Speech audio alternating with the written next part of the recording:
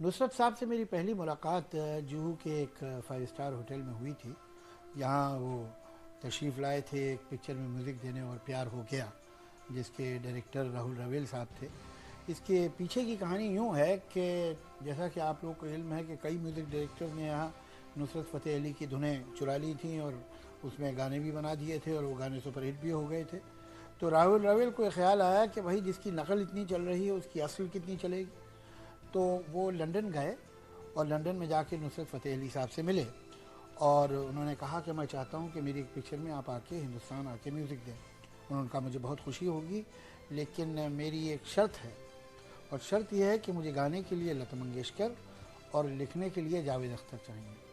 बहरहाल ये उनकी बड़ी इज़्ज़त अफजाई थी कि उन्होंने मेरा नाम लिया, और वो भी लता मंगेशकर जैसी फ़नकार के साथ। तो उन्होंने, राहुल रवेल ने शर्त ज़ाहिर है बखुशी मानी, और यहाँ नुसरत साहब आए, वहाँ फिर मेरा उनसे तारुफ़ कराया गया, और प्यार हो गया में कुछ मेरे ख्याल से 8 या 9 गाने थे, वो हमने एक साथ किए। जिस ज़माने में हम ये गाने कर रहे थे, तो यहाँ HMV वालों को एक ख्याल आया कि क्यों ना हम दोनों के साथ वो एक एल्बम बनाएं। मैंने उस वक्त तक किसी एल्बम में काम नहीं किया था। कई बार ऐसा हुआ था कि यहाँ के जो गज़ल गाने वाले हैं उन्होंने मुझसे कहा था कि अपनी कोई गज़ल दीजिए या कोई नज़्म दीजिए, गीत दीजिए, मगर मैंने उससे कुछ एतराज़ ही किया था। मुझे ऐसा लगा था कि ये फ़िल्मों में लिख रहा हूँ, काफ़ी है, इनके साथ एक गज़ल लिख के मुझे क्या ऐसा एजाज़ मिल जाएगा। लेकिन जब बात ये हुई कि ये एल्बम जिसका नाम संगम होगा, जिसमें पाकिस्तान के फ़नकार नुसरत फ़तेह अली होंगे और हिंदुस्तान का शायर और राइटर जावेद अख्तर होंगे, तो मुझे लगा कि ये तो अपने मुल्क को हम रिप्रेजेंट कर रहे हैं, तो वो बहुत इज़्ज़त की बात है हमारे लिए। तो मैंने कहा ठीक है, और फिर इस एल्बम पे काम करना शुरू किया।